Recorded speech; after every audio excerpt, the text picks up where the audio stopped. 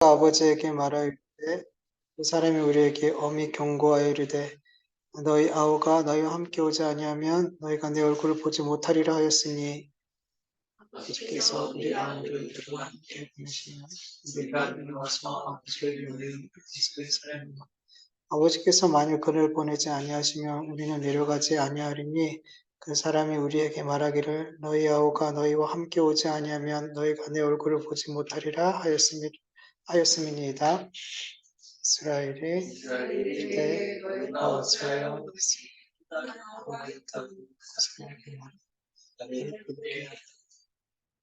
그들이 이르되 그 사람이 우리와 우리의 친족에 대하여 자세히 질문하여 이르기를 너희 아버지가 아직 살아 계시냐? 너희에게 아우가 있느냐 하기로 그 묻는 말을 따라 그에게 니 그가 너희 아우를 데리고 내려오라 할 줄 우리가 어찌 알았으리까? 그가 그의 아버지 이스라엘에게 이르되 저 아이를 함께 보시면 우리가 곧 가리니 그러면 우리와 아버지와 우리 어린 아이들이 다 살고 죽지 아니하리이다. 내가 그를 위하여 담보가 되오리니 아버지께서 내 손에서 그를 찾으소서. 내가 만일 그를 아버지께 데려다가 아버지 앞에 두지 아니하면 내가 영원히 죄를 지리이다. 벌써 두 번 왔다갔으리이다.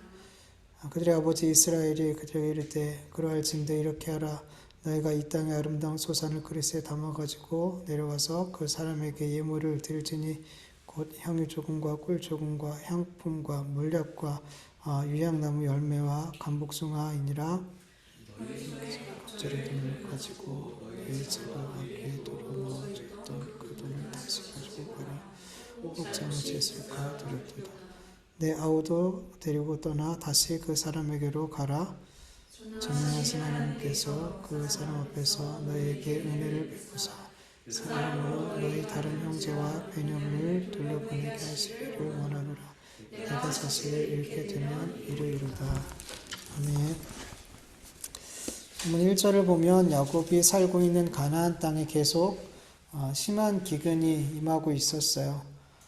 그래서 애굽에서 가져온 곡식이 얼마 지나지 않아서 이제 바닥이 났죠. 그러자 야곱이 아들들에게 다시 가서 애굽에 가서 곡식을 사오라 그래요. 오늘 본문 2절을 세 번역으로 보면 그들이 이집트에서 가지고 온 곡식이 다 떨어졌을 때 아버지가 아들들에게 말하였다. 다시 가서 먹을 거리를 조금 더 사오너라. 여러분 야곱의 아들들이 다시 애굽에 가서 양식을 사기 위해서는 누구를 데려가야 됐어요? 베냐민을 데려가야 됐어요. 그런데 야곱이 베냐민을 형제들과 함께 보낼 생각이 있었어요? 없었어요? 없었어요. 이거를 야곱의 아들들도 알고 있었어요. 아버지는 베냐민 절대 우리랑 같이 안 보낼 거야. 그래서 이미 양식은 다 떨어졌어요. 다 떨어졌는데 분명히 다시 양식을 사러 가야 되는데 야곱의 아들들이 아무 이야기도 하지 않는 거죠. 왜냐하면 아버지가 안 보낼 거를 베냐민과 함께 가야 되는데 안 보낼 거를 알고 있었기 때문에 양식이 다 떨어졌는데도 불구하고 그들은 아무 말도 하지 못하고 있었던 거죠.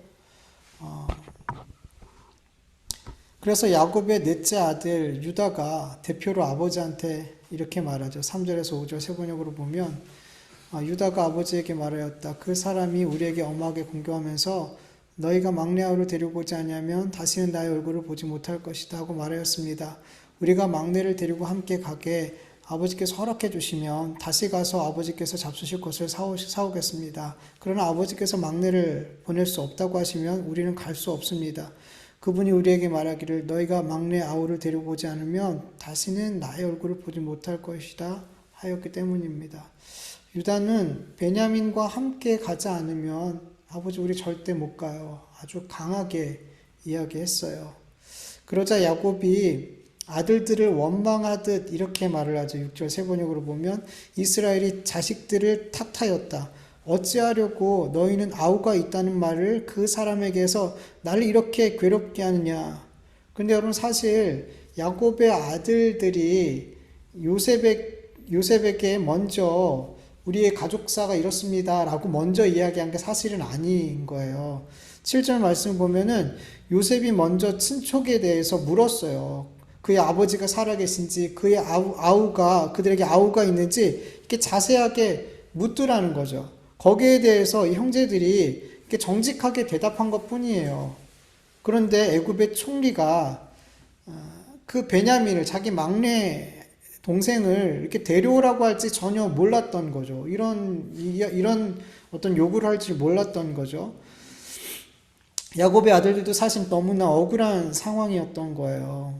이러한 형제들의 억울한 상황, 그리고 아버지와 이렇게 불편한 관계, 이거 다 누구 때문이에요? 요셉 때문이죠. 요셉 때문이에요.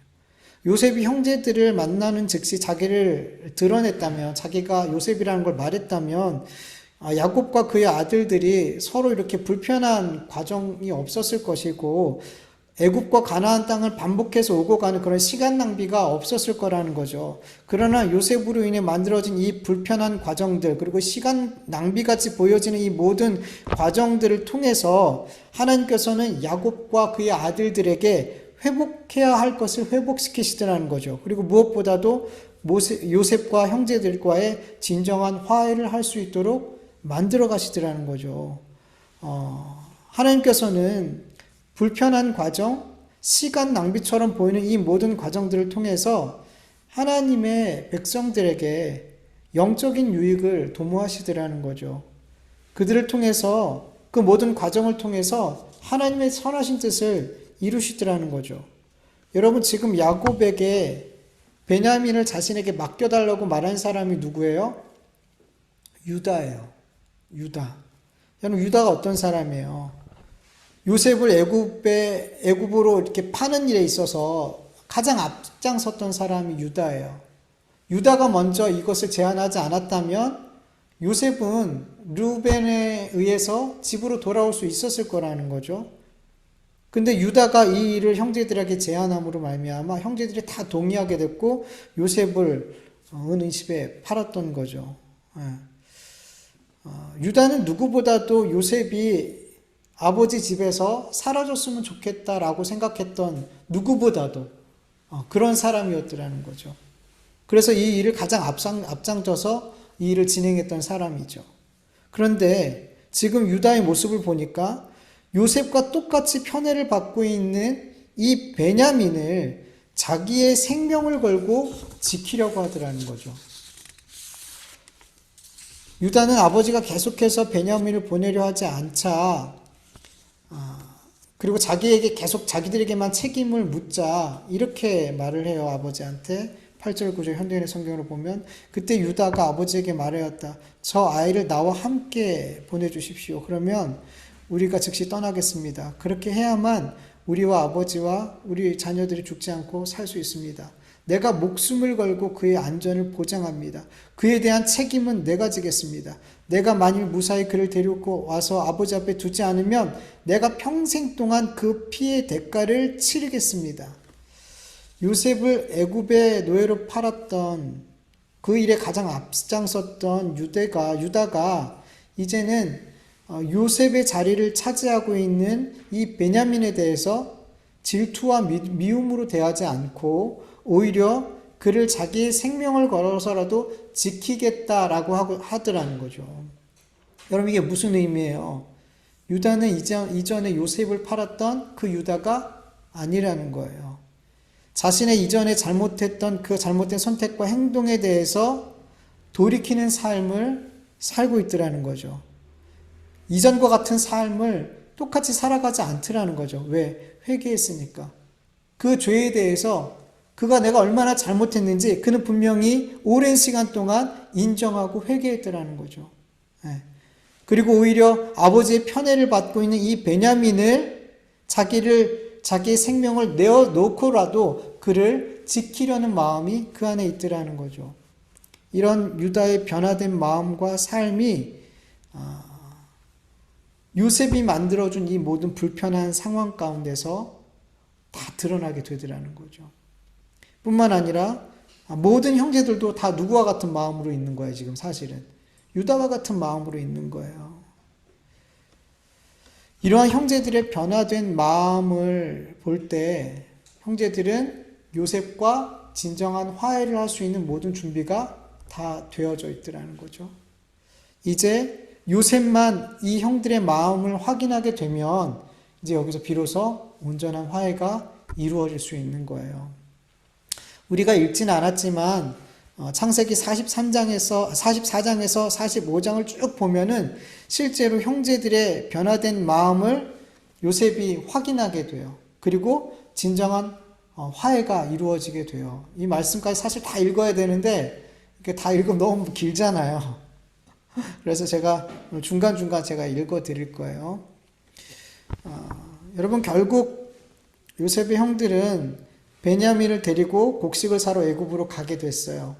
그리고 요셉은 형들을 자기 집에 들이게 돼요. 그리고 큰 잔치를 베풀어요. 형제들에게 아주 푸짐한 한상을 차려줘요. 그리고 베냐민에겐 5배나 더 좋은, 그 양으로 5배보다 그런 의미보다 더 훨씬 좋은 거를 이렇게 베풀게 되죠. 그렇게 그들은 요셉이 베푼 그 잔치자리에서 즐겁게 식사를 했어요. 그리고 곡식을 받고 이제 집으로 형들은 돌아가게 되죠. 그런데 요셉이 형들이 집으로 돌아가기 전에 자기 집 청지기를 시켜서 요셉이 쓰는 은잔을 베냐민의 곡식 자루에 넣으라고 명령을 해요. 그리고 청지기한테 이렇게 명령해요. 창세기 44장 4절에서 5절 세 번역으로 보면 그들이 아직 그 성읍에서 얼마 가지 않았을 때에 요셉이 자기 집 관리인에게 말하였다. 빨리 저 사람들의 뒤를 쫓아가십시오. 그들을 따라잡거든 그들에게 너희는 왜 선을 악으로 갚느냐? 어찌하려고 은잔을 훔쳐가느냐? 그것은 우리 주인께서 마실 때마다 쓰는 잔이요 점을 치실 때에 쓰는 잔인 줄 몰랐느냐? 너희가 이런 일을 저지르다니 매우 고약하구나 하고 호통을 치시오. 이렇게 종한테 자기 집 청지기한테 명령을 했어요. 그래서 이 명령대로 청지기가 형제들을 따라잡고 그들에게 시키는 대로 했어요. 그렇게 말했어요. 그랬더니 형제들이 너무 당황스럽죠. 너무 당황스럽죠. 그래서 이렇게 이야기해요. 창세기 44장 7절에서 9절을 보면 그러자 그들이 그에게 말하였다. 어찌하여 그런 말씀을 하십니까? 소인들 가운데 그런 일을 저지를 사람이 하나도 없습니다. 지난번 자루 아귀에서 나온 돈을 돌려드리려고 가나안 땅에서 여기까지 가지고 오지 않았습니까? 그런데 어떻게 우리가 그대의 상전댁에 있는 은이나 금을 훔친다는 말입니까? 소인들 가운데 어느 누구라도 그것이 나오면 그를 죽여도 좋습니다. 그리고 나머지 우리는 주인의 종이 되겠습니다. 이렇게 이야기했어요. 요셉의 청지기는 이렇게 대답하죠. 그것이 누구에게 발견되든 그 사람은 종이 되고 너희들은 죄가 없어. 아무 잘못 없어. 그냥 가도 돼. 이런 식으로 이야기를 해요. 그리고 나이가 제일 많은 순서대로 그들의 자루를 하나씩 풀어보는데 마지막 베냐민 그 곡식 자루에서 은잔이 발견되죠. 그러자 형제들이 모두 다 자기 옷을 찢고 다시 요셉의 집으로 돌아가게 돼요. 창세기 44장 15절 이후부터 형제들과 그리고 요셉 사이에 긴 대화가 오고 가게 돼요. 그 대화를 제가 좀 요약해서 말씀드리면 요셉이 호통을 쳤다. 당신들이 어찌하여 이런 일을 저질렀소? 나 같은 사람이 점을 쳐서 물건을 찾는 줄 당신들은 몰랐소? 유다가 대답했다. 우리가 주인 어른께 무슨 할 말이 있겠습니까? 무슨 변명을 할 수 있겠습니까? 어찌 우리의 죄 없음을 밝힐 수 있겠습니까? 하나님이 소인들의 죄를 들추어내셨으니 우리와 이 잔을 가지고 간 아이가 모두 주인 어른의 종이 되겠습니다. 요셉이 말하였다. 그렇게까지 할 것 없소. 이 잔을 가지고 있다가 들킨 그 사람만 나의 종이 되고 나머지는 평안히 당신의 아버지께로 돌아가시오. 지금 요셉은 끝까지 집요하게 뭘 확인하려는 거예요? 형제들의 마음이 그들이 이전과 같지 않음을 확인하고 싶었던 거죠. 끝까지. 유다가 그에게 가까이 가서 간청하였다. 아버지의 목숨과 이 아이의 목숨이 이렇게 얽혀 있습니다. 소인이 어린의 종 저희 아버지에게 되돌아갈 때 우리가 이 아이를 데리고 가지 못하거나 소인의 아버지가 이 아이가 없는 것을 알면 소인의 아버지는 곧바로 숨이 넘어가고 말 것입니다. 일이 이렇게 되면 어른의 종들은 결국 백발이 성성한 아버지를 슬퍼하며 돌아가시도록 만든 꼴이 되고 맙니다. 어른의 종인 제가 소인의 아버지에게 그 아이를 안전하게 다시 데리고 오겠다는 책임을 지고 나섰습니다. 만일 이 아이를 아버지에게 다시 데리고 돌아가지 못하면 소인이 아버지 앞에서 평생 그 죄를 달게 받겠다고 다짐하고 왔습니다. 그러니 저 아이 대신 소인을 주인 어른의 종으로 삼아 여기에 머물러 있게 해주시고 저 아이는 그의 형들과 함께 돌려보내 주시기를 바랍니다. 저 아이 없이 제가 어떻게 아버지 얼굴을 뵙겠습니까? 그럴 수는 없습니다. 저는 아버지에게 닥칠 불행을 제가 참아 볼 수 없습니다. 이렇게 유다가 형제들을 대표해서 자기가 대신 남겠다고, 자기를 종 삼고 우리 막내 동생은 아버지에게 돌아갈 수 있게 해달라고 그렇게 간청을 해요. 자기를 애굽에 팔았던 그 일에 앞장섰던 유다가 이제는 베냐민을 지키기 위해서 그리고 아버지를 지키기 위해서 자기를 종으로 내던지는 그런 모습을 보게 됐을 때 요셉이 확인하게 됐어요. 형들의 마음이 어떠한지, 형들이 어떻게 그 삶이 바뀌었는지. 요셉은 형들이 자기를 노예로 판 그 죄를 잊지 않고 죄책감을 가지고 살고 있다는 것을 확인했어요. 그리고 이제 이러한 악한 죄를 다시 짓지 않고 오히려 베냐민을 자기의 생명을 다해 지키려는 형들의 달라진 이 삶을, 이 마음을 확인하게 됐어요. 이렇게 온전한 회개를 할 수 있는 모든 조건들이 충족되어졌을 때 비로소 요셉은 그 정을 억제하지 못하고 형들에게 자기를 알리게 되죠. 창세기 45장 1절에 2절 세번역, 요셉은 복받치는 감정을 억누르지 못하고 자기의 모든 시종들 앞에서 그만 모두를 물러가라고 소리쳤다. 주위 사람들을 물러나게 하고 요셉은 드디어 자기가 누구인지를 형들에게 밝히고 나서 한참 동안 울었다. 그 울음소리가 어찌나 크던지 밖으로 물러난 이집트 사람에게도 들리고 바로의 궁에도 들렸다. 너무나 놀라서 말 한마디 못하고 있는 이 형제들에게 요셉이 용서와 위로의 말을 해주죠. 창세기 45장 8절에서 5절 현대인의 성경으로 보면, 형님들이 나를 이곳에 팔았다고 근심하거나 한탄하지 마십시오. 하나님께서 우리 가족을 구원하시려고 나를 형님들보다 먼저 이곳에 보내셨습니다. 이 땅에 2년 동안 흉년이 들었지만 앞으로도 5년 동안은 경작도 못하고 추수도 못할 것입니다. 하나님이 놀라운 방법으로 형님들을 구원하시고 형님들과 형님들의 자손들이 살아남도록 하기 위하여 나를 형님들보다 먼저 보내셨습니다. 그러므로 나를 이곳에 보내신 분은 형님들이 아니라 하나님이십니다. 하나님이 나를 바로의 고문관으로 삼으시고 또 그의 모든 권한을 나에게 맡겨 온 이집트를 다스리는 총리가 되게 하셨습니다. 그리고 요셉이 베냐민을 끌어안고 울고 형들에게 입맞추고 끌어안고 울자 그제서야 형제들이 요셉과 말을 하기 시작했죠. 여러분, 요셉과 형들이 진정한 화해를 하는 과정을 보면은 인간적으로 볼 때 너무 불편한, 그리고 시간 낭비인 것 같은 그런 과정들이 너무 많았어요. 그런데 이런 불편한 과정들, 이 시간 낭비처럼 보이는 이 모든 일들이 결국 요셉과 형제들이 진정한 화해를 할 수 있는 그런 과정들이 되었더라는 거죠. 이 불편한 과정들, 이 시간 낭비처럼 보이는 이런 일들을 다 지나자 하나님의 크신 뜻이 모두에게 알려지게 되더라는 거죠. 여러분, 하나님께서 우리의 삶에 정말 불편한 시간들을 허락하실 때가 많아요. 정말 불필요한 시간들처럼, 시간 낭비처럼 보이는 그런 과정들을 우리의 삶에 이렇게 지나가게 하실 때가 참 많아요. 그런데 여러분, 그 불편한 시간들, 그 불필요한 시간처럼 보이는 그런 모든 과정 역시도 우리 그리스도인들에게 너무 필요한 시간들이라는 것, 너무 필요한 과정들이라는 것 우리는 믿어야 돼요.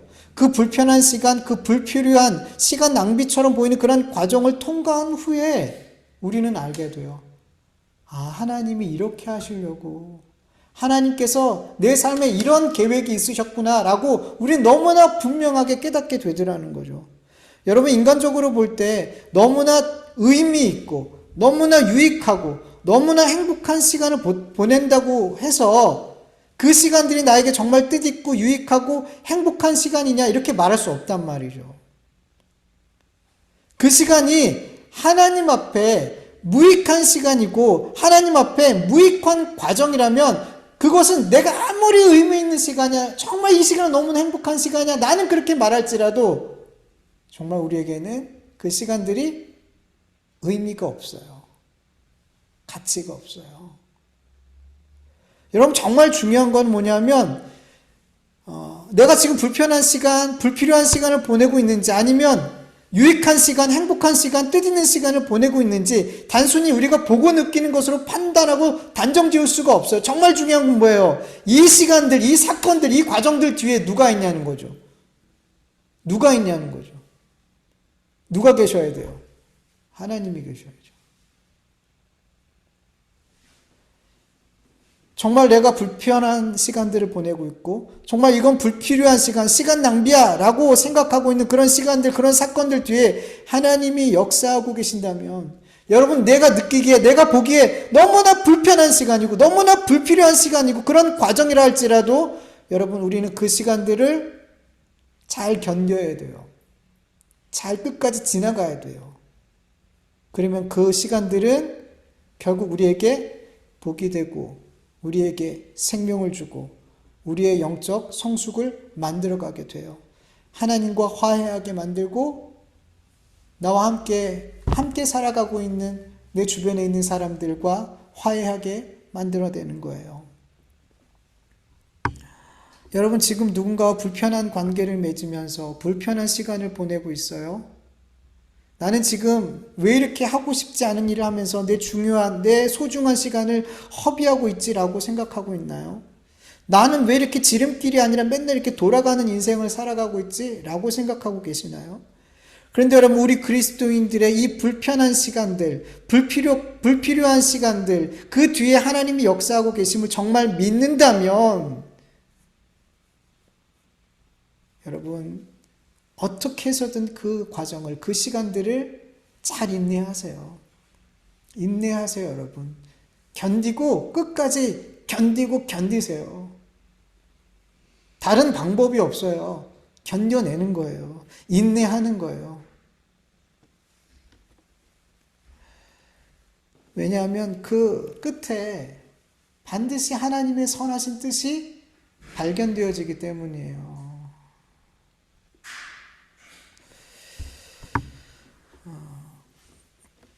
제가 예전에 한번 설교 시간에 이야기한 적이 있는데, 제가 신학교 입학해서 얼마 지나지 않아서 이렇게 신입생들이 이제 자기소개하는 것 같은 그런 시간들을 보낸 적이 있어요. 그때 한 여자 동기분이 한 말들이 생각이 나요. 아직도 제 안에 있어요. 그 말이 정확하게 다 기억나는 건 아닌데 그분이 무슨 의미를 가지고 이야기했는지는 너무 명확하게 제가 마음에 담고 있어요. 그분은 저보다 나이가 훨씬 더 많은 누님이었어요. 누나가 아니라 누님이었어요. 늦게 신학을 하신 거죠. 근데 그분이 자기에 대해서 이야기할 때 자기한테 얘기할 시간이 주어지자 이런 이야기를 했어요. 자기가 이제 앞으로 많은 신학 공부를 해야 되는데 이 배움을 통해서 내가 딱 한순간 하나님 앞에 쓰여진다고 해도 나는 그 한순간 쓰임받기 위해서 이 신학을 열심히 공부할 겁니다. 너무 감동적이었어요. 어떻게 저런 믿음의 고백을 할 수 있을까? 단 한순간, 단 한 사건을 위해서 오랜 시간 동안 신학을 공부한다는 것, 여러분 억울하지 않아요? 그 시간들이, 그 긴 시간들이 단 한순간을 위해서, 그 한순간 쓰임받고 끝이야. 그러면 그 모든 열심, 그 공부하기 위해서 애쓴 그 시간과 열심, 그 물질, 모든 게 다 낭비처럼 느껴지지 않냐는 거죠. 그런데 하나님께서 신학을 공부하는 그 많은 시간과 열심을 단 한순간, 단 한 사건을 위해서 준비하게 한 그 모든 시간이라면 그 시간을 위해서, 그 한 사건을 위해서 자기는 열심히 공부하겠대요. 그런 마음으로 신학교 들어왔대요. 놀랍지 않아요? 이미 1학년을 시작했는데 너무 다른 하나님을 만나고 시작한 것 같아. 그때 그분과 나는 너무 다른 하나님을 만나고 있던 거예요. 너무 차이가 나. 마치 목사님과 초등학교고 이런 느낌의. 그분은 그렇게 연세가 드셔서 그런 마음으로 신학을 하시더라는 거죠. 아직도 제 안에 그분의 말이 남아있어요. 너무 귀한 말이기 때문에. 이분에게는 어떠한 시간도 어떠한 사건도 어떠한 과정도 절대 불필요한 시간 낭비 이런 것들이 될 수가 없어요. 이분의 모든 시간과 사건과 과정 뒤에는 누가 함께 하세요? 늘 하나님이 함께 하세요. 나를 단 한순간 한 사건을 쓰기 위해서 이 신학 공부를 가르치지만 이 모든 것이 다 뭐예요? 우리는 항상 결과만 보잖아요. 아니 그렇게 공부해놓고 그런 일 하나 하고 끝이야. 겨우 그렇게 공부해놓고서 딸랑 개척 1년 하려고 그렇게 공부를 했어. 아까워. 아까워. 아니더라는 거죠. 아니더라는 거죠, 그게. 저는 이런 것들을 보면서 마귀도 되게 저를 공격해요. 어떤 공격을 하냐면 제가 개척을 준비하고 지금까지 10년이 걸렸는데 10년째 왔는데 가끔씩 막 후회되는 마음들 너무 아깝다. 10년이란 시간이 너무 아깝다. 그냥 부목사로 있었으면 훨씬 더 뭐 여러 모양으로 좋았을 텐데 뭐 이런 생각들이 문득 이렇게 들게 돼요. 내가 뭘 위해서 이렇게 마치 광야에 외치는 세례 요한처럼 그렇게 오랜 시간 때로는 아무도 없는 예배 자리에서 외쳐야 됐나. 열매도 없는 것 같고 막 그런 마음이 마귀가 이렇게 막 제 마음에 막 쏟아 부을 때가 있어요. 막 주체할 수 없을 만큼 막 속상하고 막 이런 마음을 줄 때가 있어요. 그냥 부목사 할 걸. 그냥 개척하라고 그랬을 때 하지 말 걸. 막 이런 생각들. 근데 저는 분명하게 믿어요. 하나님께서 이 모든 시간들 뒤에서 일하고 계셨다라는 걸 너무나 믿어요. 너무나 믿어서 그게 겁이 나요. 하나님이 언제가 될지 모르겠지만 계속해서 네가 있어야 될 그 자리가 여기야. 앞으로 10년 더, 20년 더 계속 그렇게 말씀하실까 봐 겁이 나요. 근데 저는 분명한 건 그 시간들 뒤에 여전히 하나님이 역사하고 계시다는 걸 저는 믿고 저의 삶이 하나님 앞에 그렇게 낭비되어지는 것 그게 괜찮다라는 생각이 저는 계속 들어요. 마귀가 저에게 계속 안 좋은 마음들을, 불편한 마음들을 계속 주면서 왜 이렇게 불편한 삶을 계속 살고 네가 원하지 않는 삶을 계속 살아야 되니 그런 마음들 자꾸만 줘요. 그럴 때마다 그렇죠. 하나님 저도 제가 원하는 사역을 하고 싶어요. 저도 그래요 하나님. 그런 마음들이 막 올라오고 그러죠. 그런데 제가 원하는 사역을 하면 그때부터는 사역이라고 말할 수가 없게 되는 거죠. 하나님이 일하시는 사역이 아니니까. 그 시간 뒤에서 하나님이 역사하는 시간은 아니니까. 그 시간은 결국엔 저한테 독이 되겠죠. 재앙이 된단 말이죠. 그걸 너무나 잘 알기 때문에 이렇게 그냥 허비되고 낭비되는 내 삶 같지만 이게 참 거룩한 거구나. 거룩한 거구나. 왜냐하면 이 뒤에 거룩하신 하나님이 나의 삶, 나의 사역, 나의 모든 가정, 모든 것들 이렇게 뒤에서 인도해 가고 계시기 때문에 낭비되는 게 아니구나, 이런 믿음이 제 안에 있어요. 그래서 하나님께서 그렇게 하나님의 시간 안에서 살기를 정말 자꾸만 더 원하게 되는 것 같아요. 여러분, 우리가 신앙생활하는 가운데 계속 불편한 시간들을 만나게 될 거고, 시간 낭비처럼 보이는 그런 과정들을 계속해서 지나가게 될 거예요. 그러나 이 모든 시간들 뒤에 하나님께서 역사하시고 계신다고 믿는다면, 이 모든 시간과 사건과 모든 과정들이 다르게 보여지게 될 줄 믿습니다. 그리고 전혀 다른 태도로 이 시간들과 사건들과 과정을 지나가게 될 줄 믿습니다.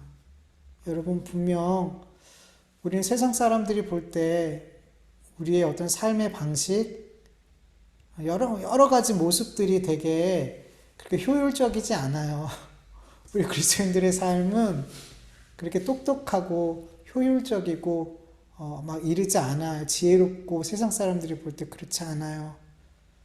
그러나 우리 뒤에는 하나님의 은혜가, 하나님의 인도하심이 우리의 시간을 이끌고 가고 있음을 믿고, 여러분, 세상 사람들이 볼 때 좀 부족해 보이고 바보같이 보이고, 또 내가 보기에도 바보같이 보이고 부족해 보이고 어리석어 보여도 우리가 있어야 될 그 미련한 자리, 불편한 자리, 시간 낭비처럼 보이는 그런 자리들을 여러분 잘 지켜갈 수 있기를 간절히 축원합니다. 거룩한 여러분의 삶을 세상에서 알뜰하게 낭비하지 말고 하나님 앞에 거룩한 낭비가 되어지기를 간절히 원합니다. 우리 같이 말씀을 기억하면서 잠시 기도하죠.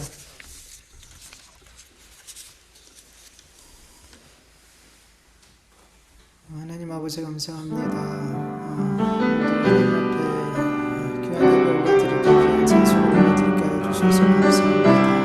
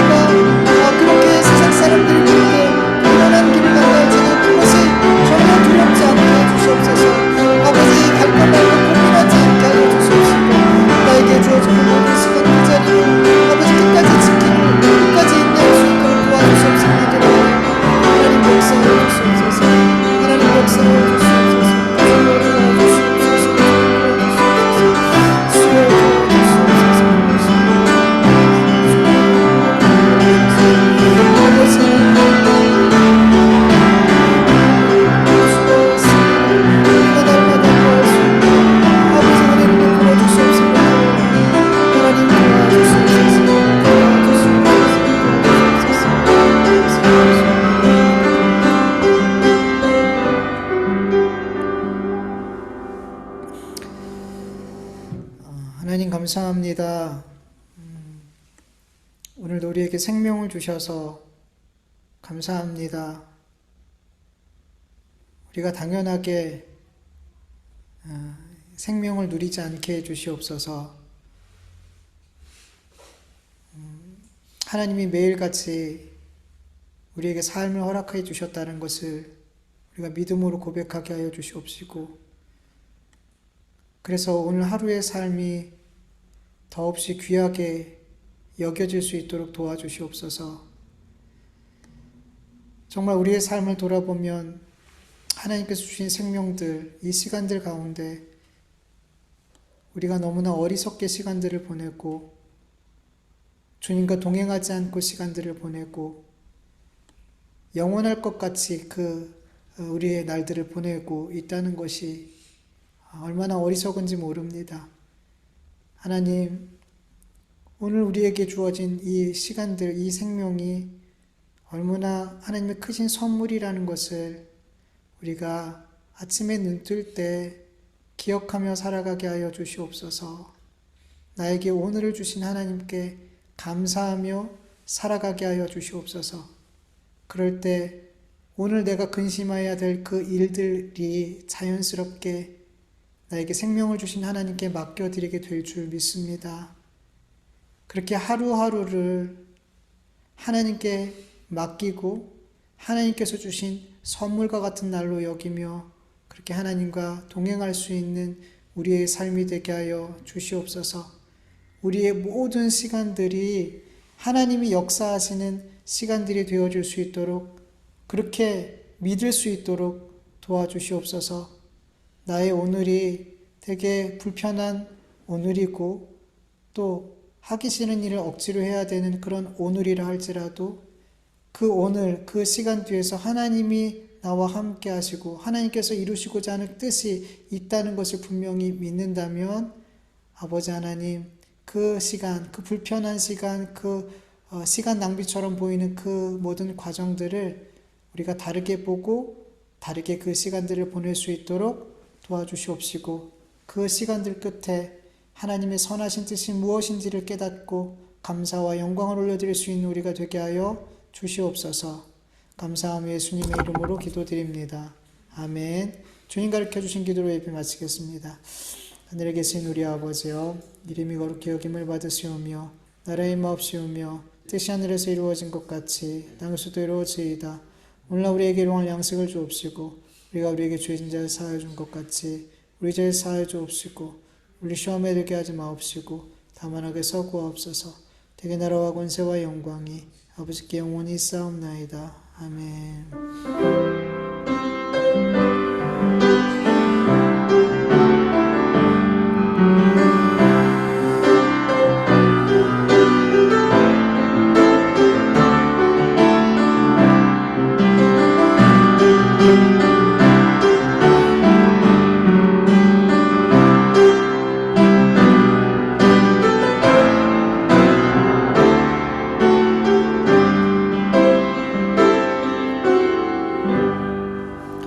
우리의 예배를 받으시